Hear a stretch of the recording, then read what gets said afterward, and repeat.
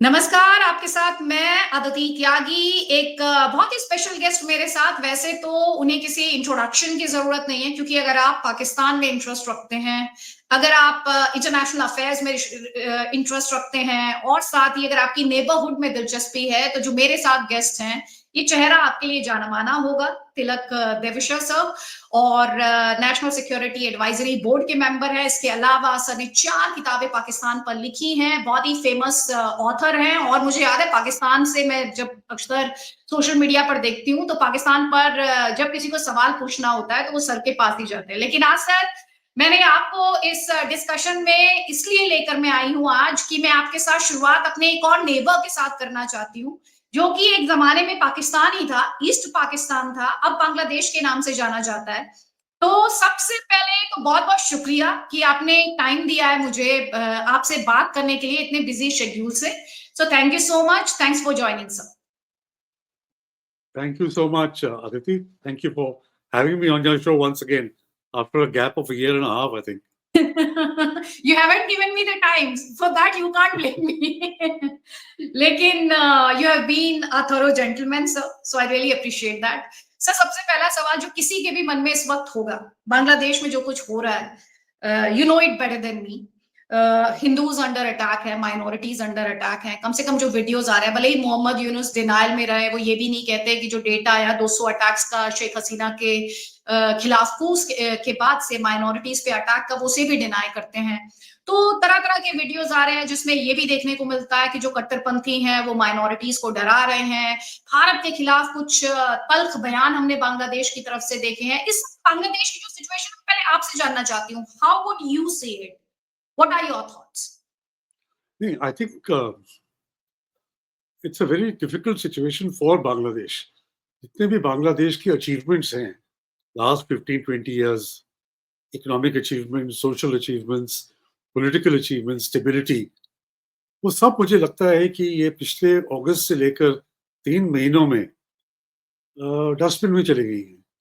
Economy is in shambles, lot of companies जो उनकी shift हो गई हैं out of Bangladesh. Textile exports वो डूइंग इतने कामयाब थी, $60 billion of only textile exports. A lot of people have now withdrawn their orders and shifted जो मैन्युफैक्चरिंग है, और इकोनॉमिक एक्टिविटी है स्लोड डाउन। और politically Jamaat Islami is back. Jamaat Islami has its own agenda which is anti-India, which is a radical organization. और जो government है जिसे यूनुस को अपॉइंट किया गया है, वो it's not a constitutional appointment. कैसे उसको अपॉइंट किया गया और कितनी देर तक वो रहेगा, ये सब are up in the air. तो मुझे लगता है कि बांग्लादेश बड़ी मुश्किल हालात से गुजर रहा है, और खास तौर पे उन्होंने जो पिक किया है कि इंडिया को टारगेट किया जाए, और जो हिंदूज हैं, वहाँ की जो Hindu population is about 9% of the population, 13 million के करीब है। It is not a small number. तो target Hindus and target India. अब जैसे जमात है, उसका एजेंडा है कि जो भी 71 में हुआ था, टारगेट मुजीबुर रहमान, तो जितने भी उसके फोटोग्राफ्स हैं या उसके स्टैचूज हैं, अब वो कह रहे हैं कि उनके करेंसी नोट से भी मुजीबुर रहमान की फोटोग्राफ वो निकाल देंगे। और जो बांग्लादेश जो मुक्ति बाहिनी थी और इंडियन आर्मी ने मिलकर जो लिबरेशन किया था, वो जो सिंबल्स थे उनको वो डिस्ट्रॉय कर रहे हैं। So they want to completely distance themselves from India, and now they have announced कि Pakistanis will have, I think, a near visa free regime, or they can get visas on arrival. They are getting opened up trade with Pakistan.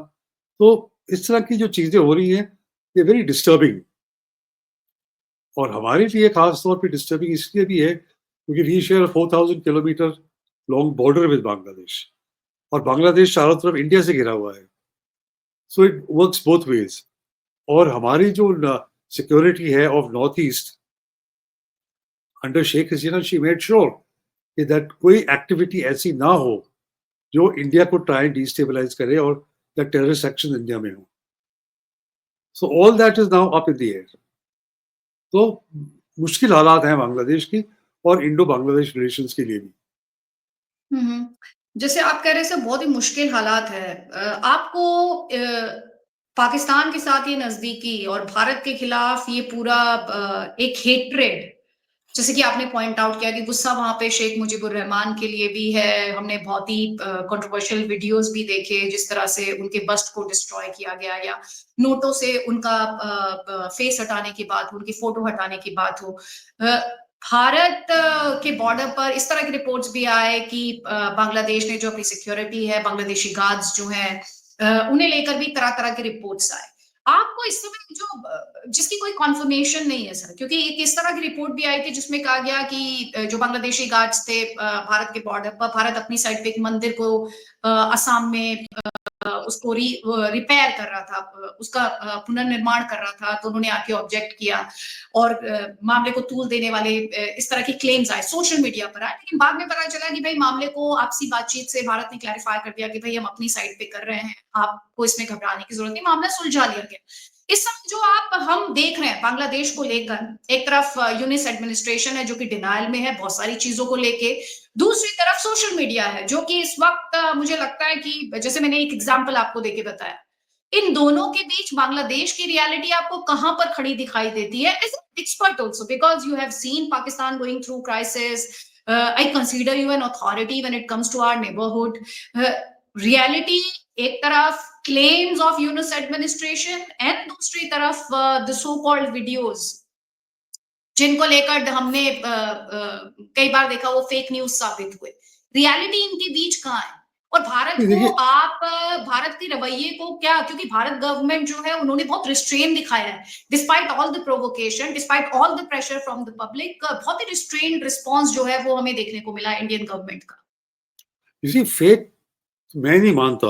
अब जैसे जो Hindus पर attack हुआ है, जैसे ये जो चिन्मय कृष्णदास थे, इस्कॉन के एक टाइम पर वक्ता थे, और जो उसको अरेस्ट किया गया है because he was speaking out for protection of Hindus. Chinmoy Das, तो हाँ, और टेम्पल्स और आइडल्स को डिस्ट्रॉय किया गया है। आई थिंक परसों इस्कॉन सेंटर को भी आग लगाई है, और कितनी मूर्तियां और टेम्पल्स को। तो ये फेक न्यूज है, these are reality, people have seen them, people have reported, and इनके वीडियोस भी मौजूद हैं। Yunus is totally denial, he said they are not being targeted क्योंकि ये हिंदूज हैं, दे आर बीइंग टारगेटेड क्योंकि अवामी लीग के सपोर्टर्स थे। अच्छा ठीक है, मान लेते हैं 1 मिनट के लिए, तो फिर मंदिर को क्यों डिस्ट्रॉय कर रहे हो? अगर ये एंटी हिंदू नहीं है और ये पॉलिटिकल वायलेंस है, तो आप मंदिर को क्यों डिस्ट्रॉय कर रहे हो? इट इज, और उनकी जो स्टेटमेंट्स आ रही हैं, तो पीपल जो प्रीचर्स जो बोल रहे हैं कि इस्कॉन को बिल्कुल खत्म कर देना चाहिए, Hindus have to convert, otherwise will kill them all. और तो और, अब इवन आर्मी के जो जनरल्स हैं, मैंने कल 2-3 वीडियोस देखी हैं, वो कह रहे हैं हम 4 दिन में कलकत्ता पहुंच जाएंगे, कोई और धमकी देने की कोशिश कर रहा है। You know, this is a gradual escalation. They are working to an agenda, whose agenda पता नहीं, मगर इससे कहीं भी मिसकैलकुलेशन हो सकती है। You see, when this kind of tension rises and you have both जो सिक्योरिटी फोर्सेस बॉर्डर पर हैं, अब ये तो नहीं है कि हमारी तरफ लोगों ने चूड़ियां पहन रखी हैं। So if this continue provocation इस तरह की होगी, तो it is a dangerous situation for Bangladesh. Bangladesh doesn't realise, या उनको मालूम होगा कि इंडियन आर्मी क्या चीज है। They've seen it in 71. The Pakistan army was there. So I think they need to be very watchful. और अपने आप को किसी एक तरह अनार्की जब फैलती है, अब आज आप टारगेट कर रहे हैं हिंदूज को, बुद्धिस्ट को, क्रिश्चियंस को, और कोई कह रहा था कि अब जो पहले बांग्लादेश की जो लेडीज थी, they were all, many of them wearing saris और बिंदी लगाती थी, अब वो नहीं दिखती हैं। अगर दिखेंगी तो आपको बुरके में दिखेंगी ढाका की स्ट्रीट्स पर। तो कल they will start targeting, like become like Taliban. तो you know, gradual escalation, security, anti India, and और सरकार मुझे नहीं लगती is able to, is being very effective. अभी आपने बड़ा इम्पोर्टेंट लाइन यूज की थी सर कि मुझे नहीं पता किसका एजेंडा है, लेकिन हम जो चीज डिस्कस कर रहे हैं उसमें सीधे तौर पर पाकिस्तान दिखाई देता है, क्योंकि पाकिस्तान को बहुत सारे रिलैक्सेशंस इन 3 महीनों में मिले, चाहे उसके नेशनल्स के लिए सिक्योरिटी चेक्स हटाना हो, या फिर जो उसके शिप्स हैं उनके सिक्योरिटी चेक्स का वेवर देना हो, जमात का आपने जिक्र किया, which was considered always considered pro Pakistan. So India में बहुत सारे लोग ऐसे भी हैं, मुझे अच्छा लगा आपने जिस तरह से टेम्पल्स का मुद्दा उठाया, लेकिन हमारे यहाँ बहुत सारे लोग ऐसे जो कहते हैं बांग्लादेश का इंटरनल मामला है, आपको बोलने की क्या जरूरत है। तो ये तो नहीं हो सकता ना, ये तो नहीं हो सकता। एक तरफ जब कोई भी इस्लामिक इशू हो तो सारे मुसलमान दुनिया के खड़े होकर कहते हैं इट्स इस्लामिक इशू, और अगर हम कुछ बोले, अगर Hindu minority, this is totally humanitarian crisis.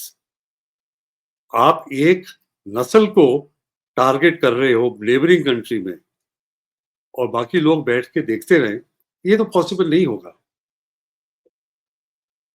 And also agenda, जानना चाहती हूँ क्योंकि जी sir, sorry you took a pause, please finish, sorry.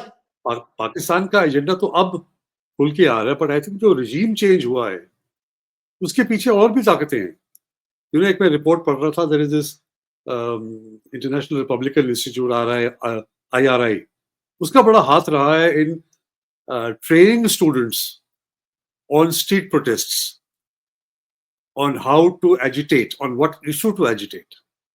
अब जैसे यूनुस से जाके USA में कहा था ना सितंबर क्लिंटन के साथ कि this regime change was meticulously planned, that means इसके regime change के पीछे कोई बहुत बड़ी ताकत और बहुत बड़ी साजिश थी, तभी ये जो प्रोटेस्ट हुए और इस शिद्दत के प्रोटेस्ट हुए कि that Sheikh Hasina had to leave. But मजे की बात ये है that she continues to be prime minister because she has not, उसे अपना रेजिग्नेशन प्रेसिडेंट को नहीं दिया, तो she continues to be president। तो ये Yunus actually is an upstart, ये कहां से आ गया। और मुझे एक बात समझ नहीं आती, मे बी आप एक्सप्लेन कर सकती है कि एक नोबेल लॉरिएट के क्या काबिलियत है कि वो एक कंट्री को गवर्न करे। वो तो NGO चलाता था, उसकी क्या काबिलियत है? What at a country of almost 200 million, I fail to understand what is his credentials. No, maybe he's inspired by Barack Obama, you never know. वो तो पॉलिटिशियन है ना, Nobel laureates. नहीं, वो तो पॉलिटिशियन है। This man is like running an NGO, micro financing, people कहते हैं that is also a scam, and catapulted into this position. खैर, लेकिन बहुत इंटरेस्टिंग ऑब्जर्वेशन है सर ये, और इस पे दरअसल और बात होनी चाहिए कि मोहम्मद यूनुस की इस पूरी तस्वीर में, पिक्चर में एंट्री किसने कराई है। ये एक इंटरेस्टिंग पॉइंट ऑफ डिस्कशन हो सकता है आपसे, क्योंकि आपने पाकिस्तान को बहुत क्लोजली देखा है और हम पाकिस्तान के रोल का मैंने आपसे जिक्र भी किया। मैं जानना चाहती हूँ कि पाकिस्तान के रास्ते पे जा रहा है इस वक्त बांग्लादेश, पाकिस्तान के रास्ते पे, एज इन क्या आप देखते हैं आने वाले टाइम में? क्योंकि यूनुस, अगर आप इस समय भी देखें तो यूनुस बहुत ही, जैसे आपने भी कहा कि कौन लेके आया, तो you get an impression that here is a guy who is like a puppet, somebody else is pulling his strings.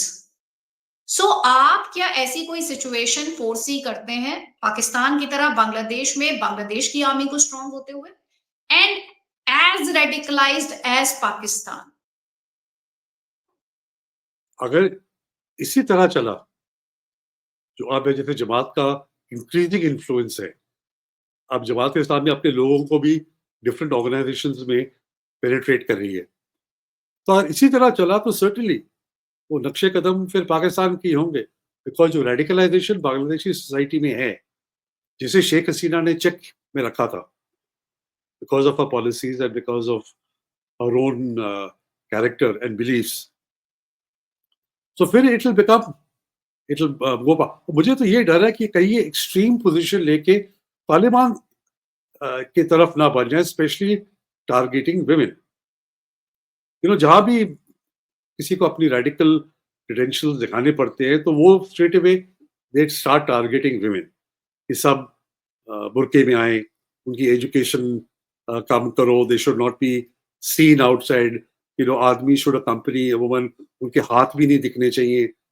How what is happening जो आजकल अफगानिस्तान में हो रहा है तालिबान के अंडर, सेम थिंग। मुझे तो इसका डर है। और बांग्लादेशी सोसाइटी अभी तक तो it was a very forward looking society. जैसे मैंने जिक्र किया था कि जो बांग्लादेशी विमेन थे, they wear saris wear bindi because for them उनका कल्चर है, that was far more important. The language and culture in Bangladesh has always been more important. तो कहीं वो ना इम्पैक्ट करे. So it will carry, if it continues on this way, अभी जो जिस रास्ते पे चल रहा है बांग्लादेश, बहुत खतरा है उसका. सर, जो आपने पॉइंट उठाया, मैंने बहुत सारे गेस्ट से बात की, तो उन्होंने अक्सर एक बांग्ला आइडेंटिटी का ज़िक्र किया. सो और वो जितने भी गेस्ट से बात हुई, उन्होंने ये कहा कि it is not about religion, it is about that identity. आपको वो आइडेंटिटी इस वक़्त, क्या बांग्लादेश में जो आप रिपोर्ट्स पढ़ते हैं, जो आपको लोग बताते हैं, देखते हैं, सुनते हैं, आपको वो आइडेंटिटी कहीं दिखाई या सुनाई दे रही है इस वक़्त? या आपको लग रहा है उस आइडेंटिटी ने इस वक़्त बैक सीट ले ली है? अभी तक तो नहीं, क्योंकि इतनी डीप रूटेड है जो बांग्ला आइडेंटिटी है, based on religion and their own culture, literature and all these things. मगर ग्रेजुअली अगर इस तरह का कोई चेक नहीं रहा, उसी जो जमात और रेडिकल इन्फ्लुएंसेस पे कौन चेक कर सकता है? अवामी लीग तो ऑलमोस्ट अंडरग्राउंड चली गई है बिकॉज उनके लोगों को टारगेट किया गया. बीएनपी कुछ कर रही थी, बीएनपी इतनी स्ट्रांग भी नहीं है to be able to check this. So Jamaat has a free run. अगर वो हावी पड़ जाए तो yes, they will become that we are part of a global ummah rather than the specific Bengali identity. तो वो उस पे फर्क पड़ जाएगा. इसी जन्यू से बंगाली आइडेंटिटी जो हार्डलाइन कंजर्वेटिव मुस्लिम्स हैं, दे से कि we are part of an उम्मा. आप बांग्लादेशी नेशनलिज्म के बारे में क्या बात कर रहे हो? We are part of a global ummah. But so far in Bangladesh, they were very proud of their language, of their culture, of their identity. So even the slogan, national slogan, Joy Bangla, it is Bangla. But agar the religious identity takes over, then the religious identity will overrun the Bangla identity. So we'll go back to the times we had in 1947, where almost, do you see Bangladesh becoming Pakistan's colony at some point in time? नहीं, I think वो तो train निकल चुकी है. I think they realise they are way ahead of Pakistan economically, तो उनको curfew ना देने पड़े पाकिस्तान. सिचुएशन ऐसी हो सकती है. तो आई डोंट थिंक सो वो नौबत आएगी. हाँ, ये पॉसिबल है कि पाकिस्तान बांग्लादेश की कॉलोनी बन जाए. अगर जिस तरह वो डेवलप कर रहा था इकोनॉमिकली, जीडीपी ग्रोथ और कैपिटल इनकम जिस तरह वो ग्रो कर रहा था, it could have been possible that Pakistan would become a colony, or at least try and learn lessons from Bangladesh. बहुत अब पाकिस्तान आप देखें, 1 साल तक तो वो पहले कह रहे थे हमें बांग्लादेश का एग्जाम्पल फॉलो करना चाहिए. They have controlled their population, big thing. Pakistan की population is growing at 2.55%. Bangladesh has been able to cut down its population. Education has improved. Women's participation and labor force has become strong. 60 billion तो उनके सिर्फ textiles के exports हैं. And they don't have the kind of economic issues जो कि पाकिस्तान में है. जो अभी मौजूदा हालात है उसमें इंडिया क्या कर सकता है सर? बिकॉज पहले आप पाकिस्तान को झेलते थे, अभी आपने खुद एक बहुत बड़े बॉर्डर का जिक्र किया. इंडिया, क्योंकि मैं कुछ एक्सपर्ट्स को पढ़ रही थी तो वो बोल रहे थे कि Pakistan can always use the Bangladesh route now जो चेक्स एंड बैलेंसेस थे वो हट गए हैं, तो भारत के लिए एक नया थ्रेट है बांग्लादेश के साथ जो इंडिया बॉर्डर शेयर करता है, एक बड़ा बॉर्डर. और वैसे भी वहां से अवैध घुसपैठ और इस तरह के मुद्दे रहे हैं उस बॉर्डर से. ऐसा नहीं है कि पहले हमने उस बॉर्डर पे इश्यूज ना देखे हों. ऐसे में भारत के पास विकल्प क्या है सर? ये जो पहले जब खालिदा जिया होती थी प्राइम मिनिस्टर, उसका क्लोज रिलेशनशिप था with Pakistan and with the ISI. उस टाइम ये घुसपैठी were coming and through Pakistani. But last 15 years, Sheikh Hasina has curbed this to a large extent. अब वो फिर से शुरू हो सकता है.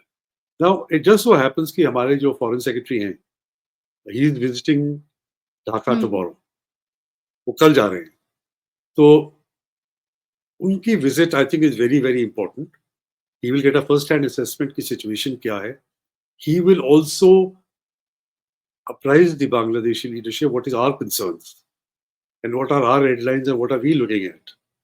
So I think it will be उसके बाद कोई तय कर पाएंगे कि हमें आगे जाके क्या करना चाहिए. अभी तो दिस विल बी द जो पहला कांटेक्ट होगा at a high level bilaterally.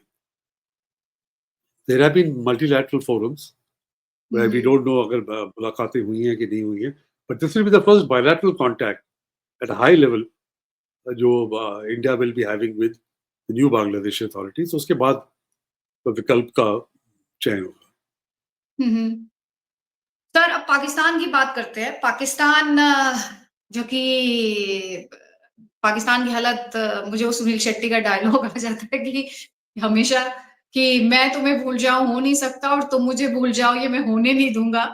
तो पाकिस्तान जहां पर हम देख रहे हैं इमरान खान नियाजी, उनके जो सपोर्टर्स हैं प्रोटेस्ट कर रहे हैं. मैं रोज देखती हूँ कहीं ना कहीं से कमेंट आता है इमरान खान नियाजी की जान को खतरा है, इमरान खान नियाजी की जान को खतरा है. उनके अभी ऐसा लगा था 8 दिन पहले तो कि शायद कोई ही हो जाएगा.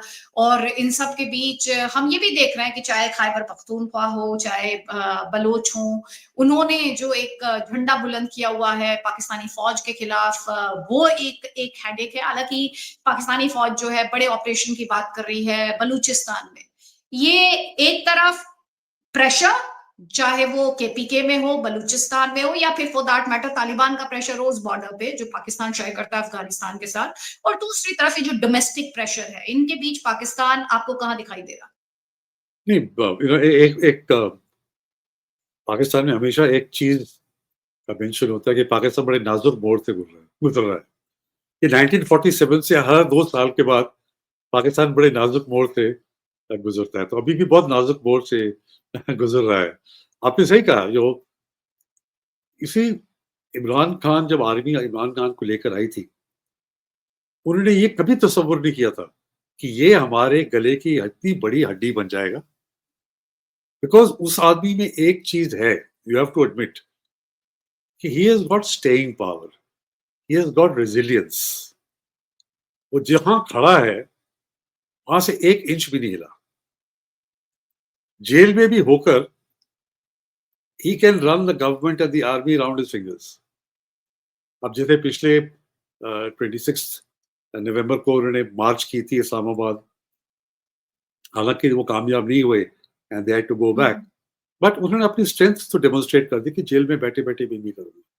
अब उसने कॉल दिए कि 13 दिसंबर को हमारी बड़ी मीटिंग होगी पेशावर में इन मेमोरी ऑफ दोज जो हमारे आर्मी ने मारे हैं हमारी 26 मार्च को. और उन्होंने 2 डिमांड रखी हैं. एक डिमांड तो ये कि जितने पॉलिटिकल प्रिजनर्स हैं उनको रिलीज किया जाए, और दूसरा जुडिशियल कमीशन बनाई जाए जो मई 9 के वाकया हुए थे और जो 26 नवंबर के वाकया, उसके ऊपर जुडिशियल कमीशन. और अगर गवर्नमेंट नहीं मानती तो फिर 14 दिसंबर से सिविल डिसोबीडियंस की कॉल उसने दी है. सिविल डिसोबीडियंस मतलब वो कहेंगे जो पाकिस्तानी विदेशों में है कि वो अपने रेमिटेंसेस को कम करें, और दूसरा बिजली और गैस के बिल देना बंद कर दें. These are very serious things. और ये लगता है कि उसने खुद सेल में बैठकर इसे ट्वीट कर दिया, क्योंकि उसकी पार्टी है ना, पार्टी इसके लिए प्रिपेयर्ड नहीं है. इसी आप जो रेमिटेंसेस लोग भेजते हैं बाहर से, वो अपनी जहाँ जो फैमिलीज है यहाँ पर या बच्चे हैं उनकी तालीम के लिए, उनके फैमिली के खान पान के लिए वो भेजते हैं. अब वो काम कैसे कर देंगे? तो नहीं करेंगे. सिमिलरली आप बिजली का बिल ना दो या गैस का बिल ना दो तो आपकी बिजली कट जाएगी. बच्चे कैसे पढ़ाई करेंगे? अब विंटर्स आ रही है. तो he has set impossible conditions, और उसकी पार्टी में भी इसकी बड़ी तकलीफ है. तो वो कहते हैं कि हम इमरान खान से जाकर बोलेंगे कि भी ये चीजें एक तो कामयाबी नहीं होंगी, और दूसरा आपने जो कॉल दिया ये लोगों को बड़ी तकलीफ में डाल देंगे, तो इस कॉल को आप विड्रॉ करें. तो let us see what happens. But no, upshot of the whole thing is कि ही उसकी जो एम्बिशन है ना, रिलेंटलेस एम्बिशन कि मुझे आप प्राइम मिनिस्टर बना दो, बस. उसकी बेसिकली और कोई डिमांड नहीं है. बाकी लॉन्ग मार्च हो, सिविल डिसोबीडियंस, ये सिर्फ एक मुद्दे के लिए आप मुझे प्राइम मिनिस्टर किसी तरह बना दो with elections, without elections. तो ये तो पॉलिटिकल मसला है। अच्छा, प्रॉब्लम होता गवर्नमेंट इज केपीके में उनकी सरकार है, पीटीआई की सरकार है, and led by this chief minister Ali Moin Gandapur.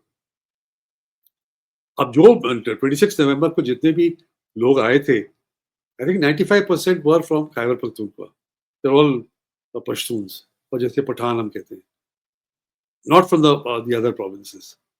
तो एक प्रोविंस जो क्रूशल प्रोविंस है, बॉर्डरिंग प्रोविंस है, कैन क्रिएट, बहुत मुश्किल क्रिएट कर सकता है फॉर दिस फेडरल गवर्नमेंट।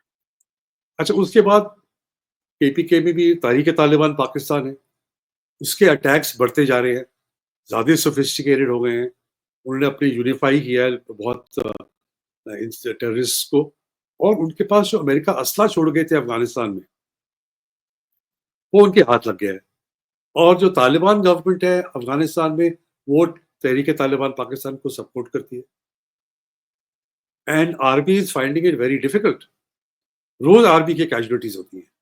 कोई उनके वहां थिंक टैंक है, उन्होंने रिपोर्ट पेश की थी रिसेंटली कि पहले 9 महीने में about 1530 casualties were there, on an average of 170 casualties a month. So this is a huge number, you know. आपके महीने बर महीने 170 लोग, उस पे सिक्योरिटी फोर्सेस, पुलिस, सिविलियन सब मिला के एवरेज इतनी बनती है, तो इट्स अ ह्यूज नंबर। फिर बलूचिस्तान में, वहाँ BLA बलोच लिबरेशन आर्मी है, उसका जो मजीद ब्रिगेड है, दे आर प्लेइंग, बहुत सारे अटैक्स वो भी लॉन्च कर रहे हैं, plus there also targeting the Chinese. एक जो सोल पावर जो पाकिस्तान के पीछे खड़ा हुआ है, चाइनीज के प्रोजेक्ट्स जो हैं, CPEC, China Pakistan economic corridor है, उनके लोगों को टारगेट कर रहे हैं। चाइनीज आर वेरी अनहैप्पी, वो कह रहे हैं आप हमें सिक्योरिटी नहीं दे रहे, इसलिए हम चाहते हैं कि आप हमें अलाउ करें कि हम अपनी सिक्योरिटी फोर्स यहाँ पर पाकिस्तान में उतारें और वो लुक आफ्टर करेंगे। फिलहाल तो पाकिस्तान ने इसके बारे में मना कर दिया, बट चाइना का प्रेशर रहेगा। तो हर तरफ से एक खिचड़ी सी है प्रॉब्लम्स ऑफ पाकिस्तान के लिए, बलूचिस्तान में हो, खैबर पख्तूनख्वा में हो, पॉलिटिकली हो। अब POK में भी एजिटेशन शुरू हो गई है, उन्होंने एक ऑर्डिनेंस लाई थी द गवर्नमेंट कि जो प्रोटेस्ट हों, draconian punishments for those protests. So people have been protesting, and supreme court ने हाला उस ऑर्डिनेंस को स्टे दे दिया था, बट जो प्रोटेस्टर्स हैं, सिविल सोसाइटी ऑर्गेनाइजेशन, वो कहते हैं कि आप इसको रिपील करें ऑर्डिनेंस को। अच्छा, सरकार ने अभी तक रिपील नहीं किया, तो yesterday they had planned कि they will march to the entry points of POK and from there stage a march to Muzaffarabad. वो आज होनी थी, पता नहीं हुई है कि नहीं हुई है। तो हर तरफ से देयर इज ए प्रॉब्लम, और इकोनॉमी एज इट इज वो वेंटिलेटर पे चल रही है। IMF का लोन मिला है नया वाला, तो उसी हिसाब से चल रही है, बट कोई स्ट्रक्चरल चेंजेस नहीं है।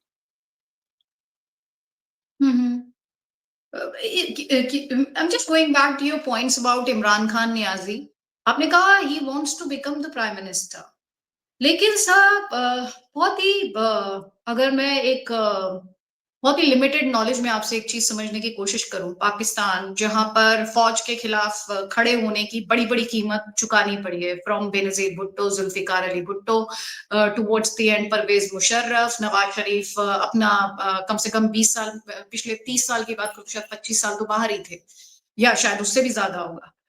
ऐसे में इमरान खान नियाजी, एक वर्ड अगर मैं यूज करूं, सस्टेनेबल प्रोटेस्ट, वो ये कैसे कर पा रहे हैं? क्योंकि जो पाकिस्तान की हिस्ट्री है, पाकिस्तानी फौज के खिलाफ झंडा बुलंद करने वालों की, और आज की तारीख में इमरान खान नियाजी ये कर पा रहे हैं। I can understand that he is a former cricketer, he has seen a lot, he knows how to make comebacks, he is a World Cup winning kaptan, as they fondly call him. All those things are there, but to still manage to get people out on the street, especially after what happened in May last year, and then we saw it again and again, and he keeps on mobilizing his protesters. आपको क्या लगता है कि फौज क्यों इसे उस तरह से क्रश करने की कोशिश नहीं कर रही है जो कि उनका इतिहास रहा है, जो कि उनका एसओपी रहा है in the past? Very good question. तो दो तीन चीजें हैं इसी।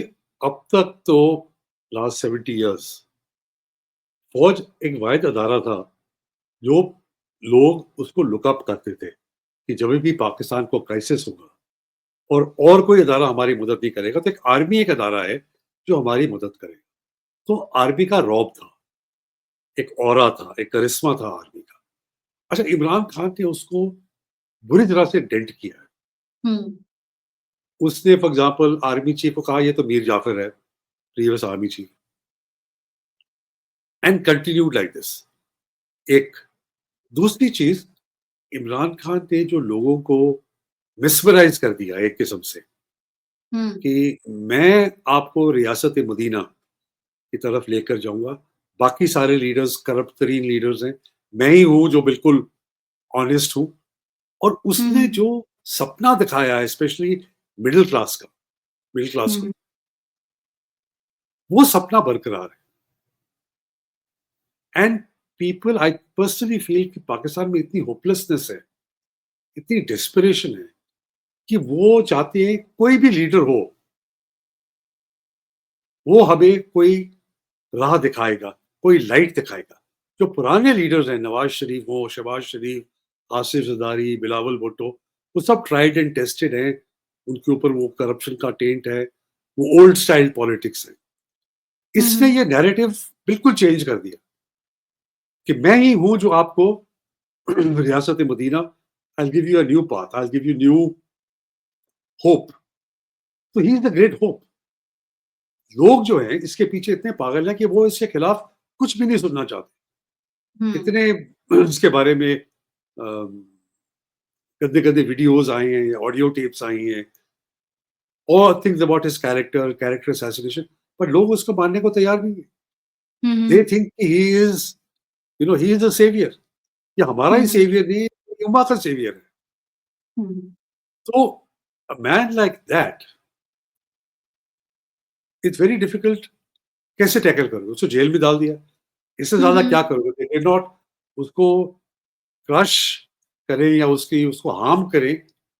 ये आर्मी को पता है कि there will be a total बगावत in the country, they will not be able to manage. अच्छा, आर्मी भी उन्हीं लोगों से आती है who are supporting Imran Khan. आपको याद होगा जब तो के टाइम में there was this big agitation, PNA की एजिटेशन हुई थी लाहौर के अंदर, पर people are protesting, 3 brigadiers had to be court martial, क्योंकि जब उन्होंने ऑर्डर दिया सोल्जर्स को फायर करने के लिए on the crowd, the soldiers refused, because वो भी आगे भी पंजाबी थे, वो भी पंजाबी थे, हम्म। कोई बरादरी सेम बरादरी होगी।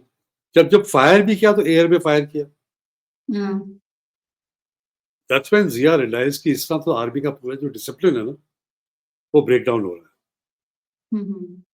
सो सिमिलरली आज की डेट में जो आर्मी है वो भी उसी तबके से या उसी जोग्राफिकल एरिया से आ रही है जहां पर पाकिस्तान इसके इमरान खान के सपोर्टर्स हैं। सो एक तो आर्मी का रौब और रुतबा कम हो गया, और दूसरी तरफ से ये आदमी, लोग इसको इतना हीरो वर्शिप करते हैं क्योंकि उन्होंने उसको, उन लोगों को एक ड्रीम दिखाया है, और इतनी होपलेसनेस है, डेस्परेशन है पाकिस्तान में, that they want to believe that dream. So this is the reason that the army is not able to deal with it. आपको लगता है कि आज भी फौज दो धड़ों में बटी हुई है? और अगर फौज दो धड़ों में बटी हुई है, तो do you think they are waiting for the right time to act and get Imran Khan Niazi into power? नहीं, ये पीटीआई ट्रोल्स की विशुअल थिंकिंग है। Pakistan army is a very disciplined force. Differences हैं, lot of them also support Imran Khan, but supporting Imran Khan का मतलब ये नहीं कि they will pick up the gun and go start shooting other army officers. Chain of command जो है, जो सपोर्ट है, वो आर्मी का बरकरार है। धड़े बड़े कुछ नहीं है, डिफरेंसेस ऑफ ओपिनियन हो सकते हैं, वेटरन्स में हो सकते हैं, फैमिलीज में हैं, और जो आर्मी है, जो सोल्जर है, जो वो धड़ों में नहीं बटा। ये ख्याल अच्छा है, but I don't think so. ये बहुत ही इंटरेस्टिंग कमेंट आपने दिया, क्योंकि मैं बहुत सारे लोग इनफैक्ट कुछ पाकिस्तानी यूट्यूबर्स से भी बात करती हूँ, जो कि I think they are Imran Khan Niazi supporter, their tilt is towards that, but they often keep raising it maybe for propaganda value or for some other reason, but okay, fine, even if army is united and they are a disciplined force, and I'm sure if they have survived for these many years, it is not just like that. They must have had something in there. And यहाँ पे जो important बिंदु मैं उठाना चाहती हूँ sir आपके साथ, वो ये है, आप केपीके में थ्रेट सील कर रहे हो, आप बलूचिस्तान में आपके लिए चैलेंज है, आपका एलसी पे आपकी इंडिया से बनती नहीं है, आप रोज यहाँ पे भी इश्यूज क्रिएट करके रखते हो, आप टेरर आउटफिट्स भी पाल रहे हो जिसे लेके दुनिया कभी कभी डंडा लेके आपके पीछे आती है, फिर अपनी कन्वीनियंस देखती है, फिर उस प्रेशर को कम या ज्यादा करती है, और दूसरी तरफ आपके तालिबान बैठा हुआ है। इन सारी हालात में स्पेशली बलूचिस्तान एंड पश्तून्स, आपको लगता है ये अभी इतने स्ट्रॉन्ग हैं कि ये अपने लिए एक अलग आइडेंटिटी कार्व आउट कर सकते हैं? क्या आपको लगता है कि ये possibility at least does not exist for another 10 years? नहीं, देखिए, अगर आप बलूचिस्तान को लें पहले, बलूचिस्तान का मसला ये है कि they are 44% of the land area of Pakistan, but population wise 4-5% है, तो they are not a critical mass, वो स्प्रेड आउट है, छोटे छोटे पॉकेट, छोटे छोटे टाउन्स में, तो they are not a critical mass. But एक चीज, जो नई चीज बलूचिस्तान में है, कि अभी तक तो इंसर्जेंसी थी, now a civil society movement has started and it is led by a young doctor, lady doctor, Dr. Lady Marang डॉग। Baloch. हाँ, doctor Mahrang Baloch, hmm. Very brave, very strong lady, और उन्होंने जो मुद्दा उठाया, it is resonates with every Baloch and resonates also with the Pashtuns. वो मुद्दा है जो मिसिंग पर्सन्स, हर एक इतने लोग बलूचिस्तान में मिसिंग हैं, घरों से लोगों को उठाया गया, लोगों के फादर्स हैं या ब्रदर्स हैं, सन्स हैं, उठाया गया, नोबडी नोज वो कहाँ पे हैं, कई बार उनकी लाशें मिलती हैं टॉर्चर्ड से। तो जैसे मरान बलोच ने कहा था कि ये जो वहाँ की लेडीज है, वहाँ एक टर्म कॉइन किया गया है बलूचिस्तान में, कॉल्ड हाफ विडोज। अब जिससे उन लेडीज को पता नहीं कि वो विधवा हैं या अभी भी शादीशुदा हैं, क्योंकि हस्बैंड 15 साल से मिसिंग है। There is no closure for them. Can you imagine agony? अब तो बलूचिस्तान में ये आ गया कि अगर हमारे बच्चों को आप उठाते हो, it is better you kill them, तो एटलीस्ट क्योंकि कब्र तो होगी ना, हम कब्र पे जाके अपनी कंडोलेंसेस, अपनी विशेस एक्सप्रेस कर सकते हैं। जब हमें बॉडी ना मिले, हमें पता भी नहीं कि वो जिंदा है कि वो मरा है, तो you can imagine the pain, it is horrible. So this movement has captured the imagination of the Baloch and also of the rest of Pakistan. उसने एक दिसंबर में एक मार्च लीड की थी, तुर्बत से क्वेटा, क्वेटा से इस्लामाबाद, और जिस तरह का रिसेप्शन उनसे मिला था इस्लामाबाद में, इट वाज रियली शॉकिंग।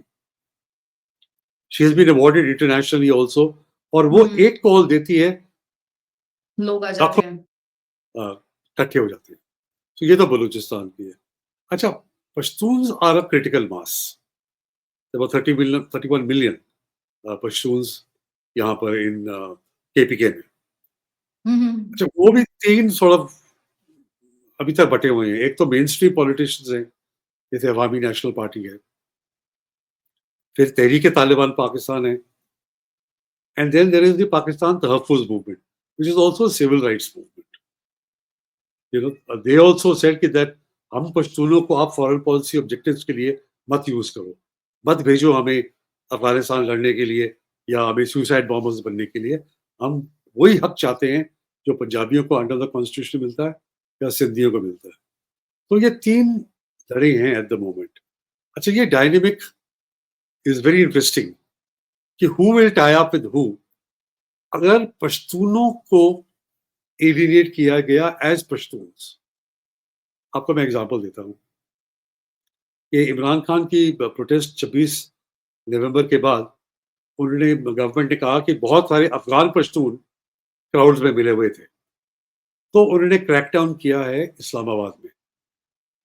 अब जितने भी पश्तून हैं, इंक्लूडिंग पाकिस्तानी पश्तून या Afghan refugees who have been staying there for 2-3 generations, उन सबको पकड़ के अरेस्ट करके put them behind bars. So this is racial profiling of the Pashtuns. अच्छा, पश्तून बड़े गैरतमंद लोग हैं, and you know they don't like this being harassment by the Punjabi police. So अगर इस तरह की alienation और बढ़ेगी, then the Pashtuns are a critical mass, and Pakistan को इससे बड़ा डर के रहना चाहिए और इनको सेंसिटिवली बहुत हैंडल करना चाहिए। Interesting insight sir, thank you so much, आपने मुझे इतना सारा टाइम दिया। आई रियली अप्रिशिएट, इतनी डिटेल में जाकर हर एस्पेक्ट को आपने जिस तरीके से डाइजेक्ट किया है। आई एम श्योर सिर्फ मुझे नहीं, लोगों को काफी कुछ इस वीडियो से सीखने को मिलेगा, समझने को मिलेगा। Thank you so much, I really enjoyed this conversation. You have been very witty and you have explained it in such simple words कि कोई भी समझ सकता है। थैंक यू सो मच, और फिर जल्द मिलेंगे इस बार, 1 साल का इंतजार नहीं करना पड़ेगा आपको। Thank you so much, thank you sir, बड़ा अच्छा लगा आपसे बात करके, and wish you and your channel all the very best. Thank you sir, thank you so much.